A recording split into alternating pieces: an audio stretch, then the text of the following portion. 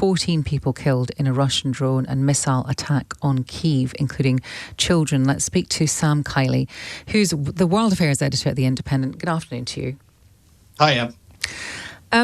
I wonder if we've become, I don't know, it does feel, it might not to you as a World Affairs Editor, but have we taken our eye, are we taking our eye off what is going on Kyiv somewhat? Well, I think that's a very good question. And the reason it's a very good question is that I think that what we need to see more of from Europe is less words and more action. And those actions are going to be painful for us, for Joe Public, both in Britain and the European mainland, because it is the case that the Russians are continuing to prosecute a war against Ukraine. It is the case that Putin doesn't believe that Ukraine has a right to exist at all. It is also the case that Putin has designs on the Baltic states and the former areas under Soviet influence in Eastern Europe.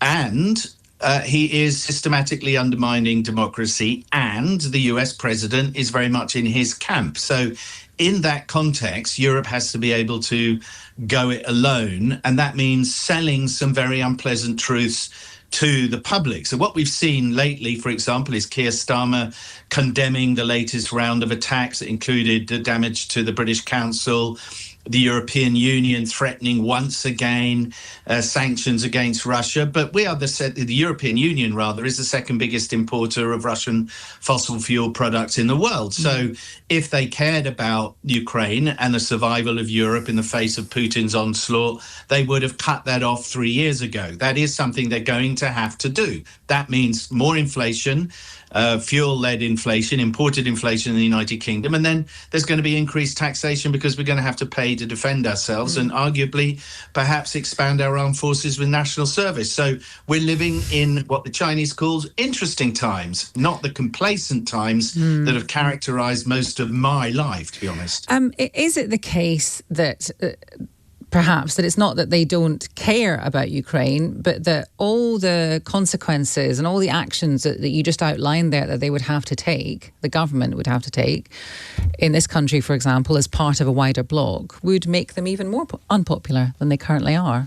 Yeah, it would. It would be highly unpopular to suddenly stand up and give a sort of Churchillian blood, sweat, toil and tears type speech, as I've just written in The Independent. But the fact of the matter is that boomers and Generation Xers like me have lived very high on the hog, on the American taxpayer guarding Europe with its money, with their money, and a very, very complacent period post-Cold War when we imagined the world would suddenly be a very benign place. And sadly, the truth is that the next generations, my children, are going to pay the price for that complacency and arrogance that I blame fairly, squarely on my generation. But it is my generation that are providing most of the leaders around Europe. And it is finally the opportunity to fess up and tell the truth. In what way will they pay the price?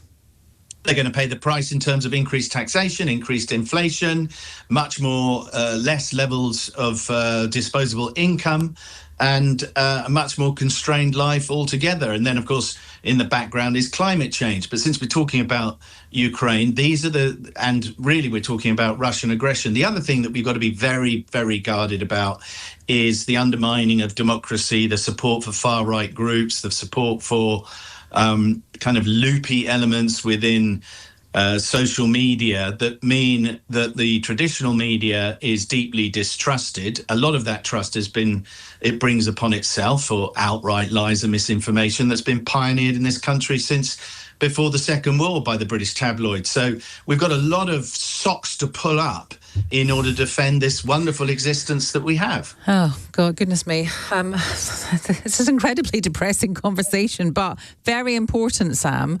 The Russian ambassador toddling up to the Foreign Office in London today. What's the point of that? Well, it's performative. It's again, it's the equivalent of a stiffly worded letter.